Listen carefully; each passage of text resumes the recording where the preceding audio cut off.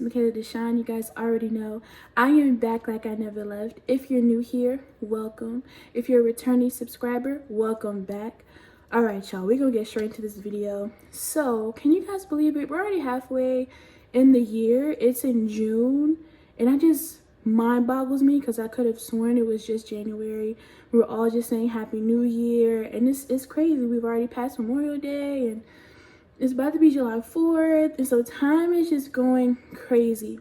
And so I know a lot of times, as I've mentioned before in my previous videos, when it comes to get a new year, we have all of these New Year's resolutions and a list of things that we want to get done, but then somehow, some way, time passes, and then boom, we're into a new school year or a new year, and none of those things got done. So I thought, why not make a video about procrastination and some tips that I could give you guys on how to get rid of it, how to minimize it, and how to get what you need to get done. So my first tip on how to combat procrastination would be to identify your why. Why are you procrastinating? Why are you putting this thing off? So you're probably like, well, if I knew why, I wouldn't be procrastinating. No, not necessarily. So when we have something, sometimes we put things off because we're nervous or we're going to fail, or because we're scared of the outcome. You're putting off studying for this exam because you're scared you might fail it, and so you don't want to deal with that whole aspect of things, so you just end up putting it off. Or is it more so you just simply don't want to do it? Is it lack of time why it keeps getting pushed off? Is it not necessarily a priority? And so as we see, there's a lot of different whys on why we're procrastinating or putting something off. So my first tip would be to identify your why. The other part of that is, once you identify your why, let's think of a game plan to combat that. So if it's a case of you're genuinely scared or nervous, or you're like, you know what, I'm scared to study for this test because I'm scared I'm going to fail. First thing I'm going to need you to do is encourage yourself. Let's think of positive thoughts to combat the negative. You know what? You're not going to fail. The only way I can fail is if I don't try. So you know what? I'm going to put forth some effort, whatever the case may be. If you need to call up a friend, call up your partner and say, hey, this is what I'm feeling, they can give you some encouraging words to kind of give you that boost of motivation to get that done. So first tip, identify your why and make up a game plan to combat that. Tip number 2 is to write it down. Write it down. Oh my Lord, I can't tell you how many times I have something and it stays in my brain, or it stays in my head. I'm like, okay, I'm gonna get it done. And then I realize 3 days later, oh, I still had to do X, Y, Z because I never wrote it down. Once it's on paper, I'm now accountable to what has to be done, or in your phone, or whatever the case may be. I'm now accountable for this. So I'd encourage you to write it down. Write the vision, make it plain, and make it very clear. Clearly identify what exactly needs to be done.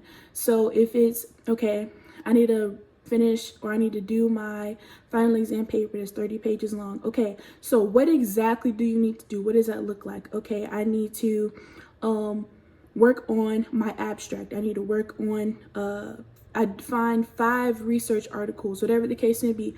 Break it down into smaller tasks, and then distribute those things throughout whatever time period, whether it's a day, a week, a month, whatever the case may be. But write the vision, make it plain, clearly identify what your goals are, put them on paper, put them somewhere where you see them, and then go from there. Tip number 3 in dealing with procrastination and trying to combat this thing is to be realistic, y'all. Oh my Lord. For example, let's say I'll use myself for example. Yeah, let's say you have a 50-page paper that you have to do, whatever the case may be, or for school or for work or some type of research project. I wouldn't put that on my list as, okay, I'm going to take care of all that today. Oh yeah, I'm going to take care of that today. I'm also going to go get my hair done. I'm also going to grocery shop. I'm going to do this. I'm going to go to this meeting. That just sounds like a lot for one person. So be realistic with your goals. Be realistic with what you need to get done for that day. Take it day by day. Don't even think too far in advance, because sometimes a lot of us deal with running thoughts and so many things at one time. Take it day by day. So clearly identify what needs to be going on and be realistic. Okay, so today, how much time do I even have in my day to commit to these activities outside of my job, or outside of school, or outside of taking care of my children, or outside of this obligation, whatever the case may be? But be realistic with your goals. Be realistic for your task for the day, and that's really going to help you. And so once you're realistic, you know that, okay, I know that this is today. If I don't get anything else done, I know that I need to edit my YouTube video. I know I need to water my plants, and I also know I need to find 2 research articles for my paper. That is realistic for me. Pick 3 goals every day to work on, and work on that. Be realistic, y'all. Because when you're unrealistic, it just gives you more motivation to procrastinate and not get it done. So that's tip number 3. Tip number 4, which is a big one for me and something that I've been doing, is once you have something you know that you need to do, if you can do it right then and there, do it right then and there. So if something pops up, you're like, oh, okay, I have to respond to Susan's email. If you're right in front of your computer, go ahead and knock that out right then and there, to kind of slowly break ourselves out of the habit of, okay, I'll wait to do that. If you have the capacity to knock it out, then do it. Why put off tomorrow what you can take care of today? So if you can do it right then and there. Don't waste any time. My next tip for you guys would be set a timer for productive time. So if you're a person that gets overloaded very easily, sometimes I know for me personally, I have so much going on all the time. So, I'm like, you know what? I need to focus on this. I know I need to get this done. So I'm going to dedicate 20 minutes. I'm going to set my timer for 20 minutes, and I'm going to get everything that I can related to this task done. And this works very well for me, especially when it comes to my house. If my house gets out of whack because both me and my husband are always on the go, you know what? I'm like, okay, I'm going to set a timer for 20 minutes, and I'm going to get everything I can done related to my house in that time period.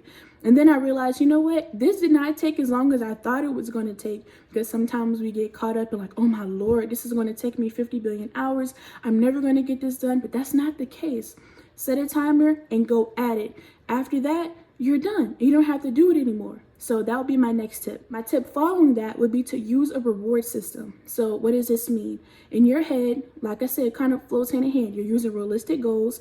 You're setting a timer to get these things done and dedicate your time to these things. After you get it done, whatever the case may be, in your head, you know what? I'm not going to go for ice cream until I finish cleaning my room. I'm not going to play my game until I finish my homework assignment, or I'm not going to do this until I do that. And so what that does is kind of helps you hold yourself accountable, and also psychs yourself out into thinking this is a positive thing. This is a good thing. If I do this, and I'm going to do that. Kind of like children. If you clean up your toys, you'll get some ice cream, whatever the case may be, but that's effective because in your head, you're like, okay, all I have to do is this. So forget that mentality of all I have to do is this, and be realistic about that. Guys, we're not going to be procrastinating ever again. So that would be my next tip for you guys. My next tip is to be accountable. You guys, practice accountability. So how do you be accountable? How do I practice accountability? I would say something that's worked for me personally, if I know that I can't focus at home, or I'm just going to do whatever I want for all day until my husband comes home, you know what I'm going to do? I'm going to, hey, babe, this is what I got going on.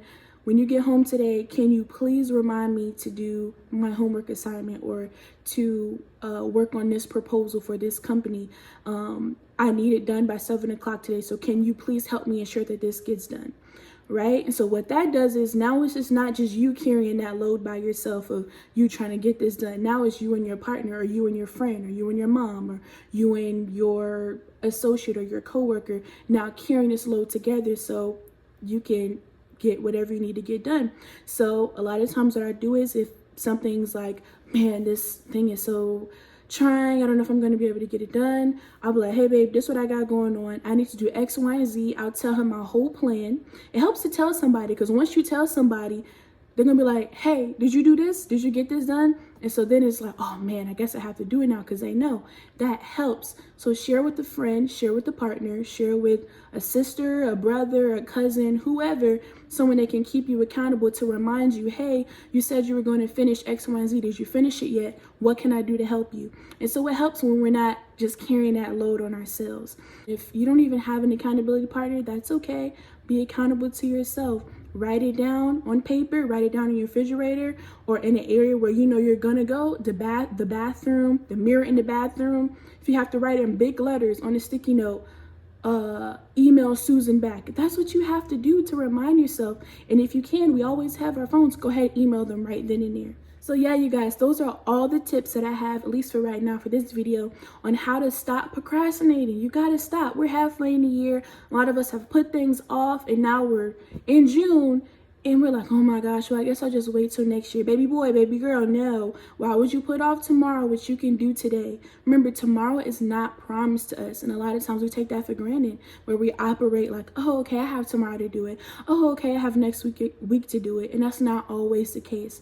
So start thinking about that. Tomorrow is not always promised. So let me get everything I can do done today and be productive and maximize on that time, because you never know what tomorrow holds. You really don't. Tomorrow, you don't know. Your best friend might fly in from out of town, but you were putting your project off till tomorrow. So now you're stuck here choosing between spending time between your best friend who has flew in to see you and surprise you, or getting this research project done that's worth 100 points of your grade. So you put yourself in predicaments sometimes when you put things off, as opposed to being efficient and taking care of things now. I encourage you guys, there's something you're putting off, a business idea, a project, an assignment, a homework assignment, an email, going to the gym, eating right, going grocery shopping, taking a shower, whatever could be the smallest or largest task. I'd encourage you to do it, and to do it now. Those of us who have big ideas that we have, or big dreams and aspirations, and you see yourself in the next X amount of time doing this, or